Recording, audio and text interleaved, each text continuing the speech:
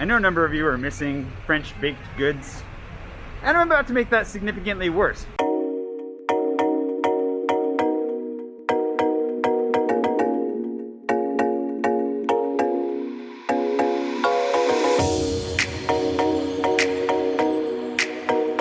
I know a number of you are missing French baked goods, and I'm about to make that significantly worse. Good morning. It's a dreary Tuesday here in Paris, spitting rain and, mildly miserable as far as the weather is concerned. But you know what's about to warm up my spirits? Poilâne. You've probably seen Poilâne. I think I mentioned it once in the 2020. Maybe I highlighted their location there. But where we're headed is their actual bakery. I met Apollonia, the owner, and Sourdough not too long ago. And honestly, it completely changed my view of the bakery and kind of just gave me some insights into French bakeries in general. Because once I kind of got the story, the history of the bakery, I don't know, just informed my take on the bread significantly. Today we're gonna go ahead and get that story directly from them. It's a unique opportunity to get to wander through a really interesting and storied bakery here in the 6th arrondissement. And while it may not count for the 80 and 8 because the timing's not right, I'm sure we'll see them again when I get to this quarter. But we are in the 6th arrondissement, just south of Saint-Germain-des-Prés on Cherche-Midi. And I'm genuinely really hungry. I'm really looking forward to this.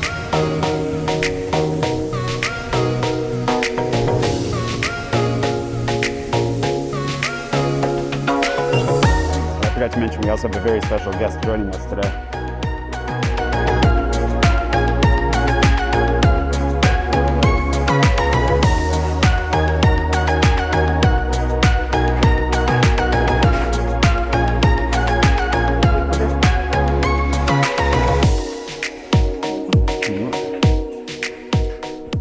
This room back here is actually, I think, for me the most fascinating part, just for the history of what we'll be getting told here in a minute. One of the stories that he told that I'm sure he'll go into some depth, and I wanted to talk about the chandelier above us right now as well. But it's the long-standing history of this bakery and its relationship with artists. I think it's one of the more interesting elements. But the oven is probably the coolest part as a whole. Do you have a pre-take on this, Pouchon? I don't want to spoil anything. I know. But you should look up. This is what's the most interesting. For me, there's a cool story. The story for this is phenomenal. This one's your favorite, you said? In the corner? I mean, I like that one there. I like all of them, but that one is really cool. This one for the texture here, getting closer. That one. Do you feel like, so here's a question that I can ask you that's not a spoiler. It reminds me of like my lighting. I was gonna say, does it kind of feel like the precursor to food photography for you? I mean, precursor, yeah, because I mean, it's just a different medium. Before photography, people were either painters or drawers, because they didn't exist. So I think that is the equivalent. It's kind of cool. I hadn't really thought about that. There's the man himself. Gentlemen, sir. Oh, whoa. I like your jacket. How do you do? Good, how are you doing? It's good to see you. Good to see you too. It's been a while. It has been a while. It's like a very intense period. It's been a hot minute. Rupture. Perfect timing. Hello. So, Pouchon already said that this is his favorite part. So can you tell us the story of what's going on here? All right, so first of all, welcome to the bakery. I know you've already been here, but I do want to say this room is special to me because so you're in the typical back room of a bakery in a early 20th century style. But what's special is back in the day they didn't have any like CCTV or whatnot. So everything in this room, it's like, first of all, it's a multi-purpose room. And it has all these little details which really make it practical and special. So where Sourdough is standing right now is where my grandfather used to sit. And he had a chair and he would like, as an old man, he would sit. I like the demonstration. Yeah, exactly, right? And so he would sit here, and if you sit here, because there's a mirror in the room, you can see absolutely every single thing that's going on. Even so in the sanded glass, you can see through what's going on in the in the bakery. It's like there's zero technology, and yet you get all the information. And no one can tell. And no one can tell. I mean, I can. Discreet. And Yeah. I probably shouldn't be saying this. Yeah, now you have in to. this room, we usually have breakfast with the teams. And so if I need to finish up a tartine of bread in the morning, and that my appointment's already there, I do get an extra minute to finish up my mouthful. And that's amazing. So this is a room where we have breakfast, where we prepare orders, where we put our mess, because it's sort of remote and hidden from the shop, but yet we're right in the heart of the bakery. It really is a place where we get to have a 360 view of what's going on. And we're just above the bakery's oven, so the entrance here is actually warm in the winter. That's how I know. On Nice. a really cold winter day, I was able to tell that was the entrance because of the oven, because the floor was warm. Yeah. So then what's up with all this art on the walls? That's So- the grand curiosity. Yeah, exactly. In this room, in the early 30s, my grandfather would receive artists and craftsmen who used to work here in the neighborhood that needed bread that would feed them, that would sustain a couple of days worth of work. And most of them loved that my grandfather's bread kept and really was nourishing. And so they would come to the bakery and exchange bread for art. And we started putting these pieces on the wall. So we have paintings, you have drawings, you have watercolors, you have eggshell temperas, sculptures of clay, a lithography, a mosaic. And what I'm like, every artist that has a painting or a piece of their art on this wall represents a time, a sensibility, also the mere batch of the day. Like there's some of these paintings where I can tell you either what season it was because of the fruits that are on it or the quality of the bake that day. Like for instance on this one, the crack that's just below the hash on the loaf shows that maybe the baker hadn't gone deep enough while he was scoring the loaf. There's some loaves where this specific shape is very typical of certain ways that the scoring creates volume to the bread. And all of these things are informations that for me really reflect a time and a sensibility and the artists really that were in this neighborhood and beyond, because some of these pieces come from Canada, from the US, from Austria, or from the lithography, one of the last lithography workshops in Paris that's in Montparnasse. And actually, yes, there's one right behind you. This one is a very funny one. We met the artist a couple of weeks ago. She was a student and her mom wrote to my father saying, "You need to see my daughter's work. She's talented." And my father and this lady found a compromise and my father bought one of her renditions of our wheat sourdough loaves. I have another question. Yeah. Because this might be a spoiler because I actually know. I don't know the answer to this. I don't remember the answer, but I know there's a link to this. I'm not seeing the famous Poilâne P scoring Yes. on a lot of these pieces. Yes. So That's where's a the trademark? Very good point. So notice how all of these pieces mostly have a hash on them. There's the more recent pieces have the P. There's one down there, there's one here. And that's because we've only been doing the P since 2000. My father wanted to distinguish himself in his own way and started scoring the P to represent the word pain and poilâne. And we've been doing it now for about 20 years, hence the older versions, and that's a very good thing you point out, and you're the first in 20 years. Just notice Yes. that there is no P on most of those loaves, which is a testimony as to how long we've been baking, and how we've also have some of the pieces, the most recent paintings that do display our signature P. So we've changed in the early 2000s from the hash to the P on top of the loaves. It's great. Could we maybe even see how these loaves get made? Absolutely. I'd love But that. before that, we need a Oh. very important piece. Yeah. This room is lit by I know, that's what I started with and we didn't even get back to it.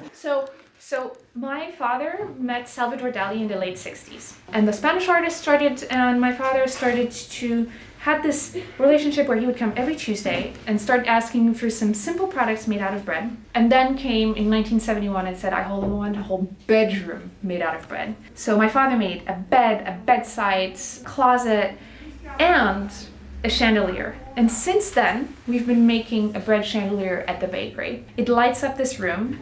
It's the extension of all the artwork that's on these walls. And it's artwork in and of itself because each baker, when they bake the new chandelier, do it in a way that represents their mood and their inspiration. So right now we have one that's clad with little wheat ears. And it's been here for about 18 months. We're gonna get into the direction of doing a new one. It's showing a few signs of age, but it brightens up this room, and every iteration of this bread chandelier has always been a story of how dough can also be an art medium. Not only for the artists that use bread dough or reinforced bread dough as an art medium, but also a venue for expression, in this case, sort of a harvesty theme. So there. That's great. Was there a mouse involved? That was part of what I've heard. Oh yeah, there absolutely was. So my father asked Salvador Dali on several occasions, why did he want a whole bedroom made out of bread? And the best answer, or the most rational answer that was given, was to know if there were mice in his room, which I am absolutely certain there was afterhand. If there weren't before, they definitely came for the furniture, yeah. Yep. And then the tools, like the knife. Yeah. This one looks like somebody got really upset with your loaf of bread. I know. That one's really violent. See what was important to them and what was their daily activities. or what they were able to have even. Yeah. Right? Yeah, because like the ones where you see like one little rickety piece of cheese or 2 eggs, like clearly like the guys were probably just starving. Well, I mean, that was the entire thing, the idea that you can exchange a representation of bread for some real bread. Yeah. And they have more talent than money. And then you see it, and then you, like, for me, it's always kind of like it's the holy trinity of France. Yeah. You have bread, you have wine, And cheese. and cheese. Yeah. One of the things that stood out to me last time we were here, and that I think made the experience, especially back in there with the artist side of things, Yeah. more special, was the idea that this is really like bread for workers, in the sense that what you're trying to do here is actually feed people so they can get through a day's work. Exactly. And that's something that I don't think, at least as an American, I don't think of bakeries in that way. When I come to France, I think of them as like fancy pastry type things. When my grandfather started in 1932, the area of Saint-Germain-des-Prés was filled with artists and craftsmen that needed bread that would feed them, sustain their day's worth of work, but also bread that would keep. Now, in those days, the height was for baguettes, and the type of breads that had used whiter flour, so faster sugars, and smaller formats, which meant that the bread wouldn't keep all that long. And my grandfather made that choice, and it proved him right because of this demographic, but it was also something he had known as a kid growing up from a family of farm workers in Normandy. That's sort of the story and how it all started. So his inspiration came from this very traditional French, but ultimately European bread, which was what I like to describe as a big hug of bread, because it literally shows the volume. It's also a loaf that you want to keep against you when it's still warm, straight out of the bakery, a couple of hours after it came out of the oven. Okay, so check out this. Come where I'm sitting, or standing. Whoops. These loaves are about to go to the oven. They're about 5 hours into the process of baking, from the moment the sourdough was created to the moment it's going to come out, well, it goes into the oven. Each of these loaves has been hand-shaped and cut beforehand. Our baker is putting it onto the peel and drawing our signature P, which the scoring directs the crackling of the bread. It's a razor blade sharp knife that, it actually really isn't a razor blade, that goes and just cuts out the top of the loaf. And this is the last time that the baker can intervene on how the bread will react before it goes into the oven. They've risen for about 2 hours in a wicker basket. They're ready to go. And the reason why I know they're ready to go is they're about a finger away when they're piled up, as you can see to the left of the oven, from one another. I've been told that you can recognize each of your bakers' work depending upon their signature. P. Exactly. Is that true? Yeah, 100%. I mean, think about it. We all have a writing. We all have a way we draw different letters. And that alphabet is reflected also in the P that we draw on the loaves. So since we've started making the P, that is an additional way each baker has really a distinctive signature on the loaf and adds on the personalization of the loaf itself. One thing that's very specific about Poilâne is that we have one baker that does the loaves from start to finish.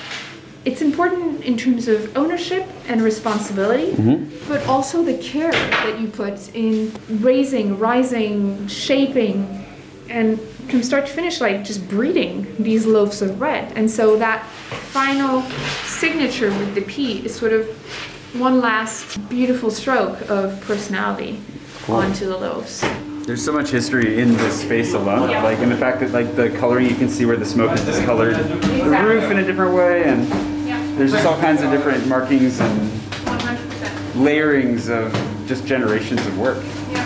Does it for you, if I can ask you a personal question, because this is a generational endeavor, your grandfather started this bakery, right? Yep, correct. When you're down here and you're in this space, because it's coated theoretically under all these coats of like smoke and flour and everything else, are loaves that he baked. Yeah. Does it feel, do you feel connected to your family when you're in this? 100%. Yeah. But and then even beyond my family, it's also the generations of bakers that have been here since the French Revolution. Yeah.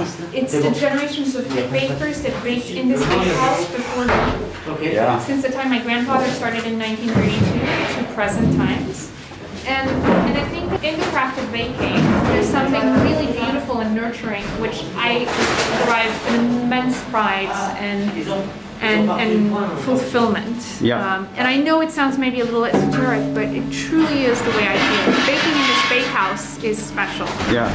Can you summarize really quickly how the sourdough has managed to survive these generations? So when we bake at Poilâne, we have a solid sourdough. Yeah. And it's a piece of dough from one batch. Yeah. To which we add water, flour, and salt to start the new batch of bread. Yeah. And then with that batch of bread dough, we actually keep one piece aside, and it serves as the starter for the next batch's sourdough. And this is a little bit different than what most home bakers or most bakeries might be doing, because usually with their starter, they're creating a starter and they kind of use it like a bank deposit. So they just take a little bit from that starter to commence the new batch. Right. Whereas here, it's literally a direct lineage. I don't understand how that works actually, that part.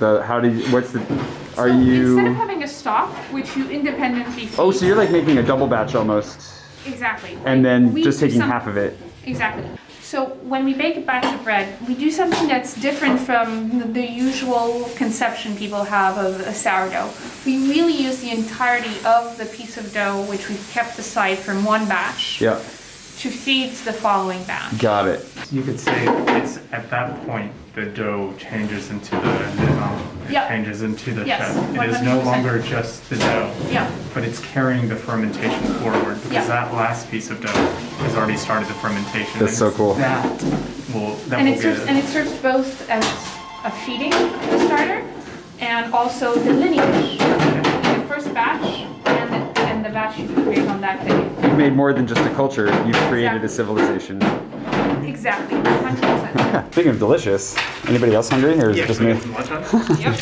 Well, this is great. Honestly, like I think I told Sudeep this last time that we were here. We were talking about it, but it's Yeah. the story of the place that actually really opens the bread up to me in a different way. Because I think that there are stylistic choices that I didn't fully appreciate Yep. about the bread until hearing the story. And in hearing the story, it really opened it up to me in a way that I was, I guess that's the best way of putting it. I appreciated it so much more in knowing the story of where it comes from, why it's made the way it's made, Yeah. and how. That makes a lot of sense. And then it's just like, I enjoyed it that much more. And think about it, like, we've been eating bread as human beings for so many generations, centuries, millenniums at this point. We take it for granted.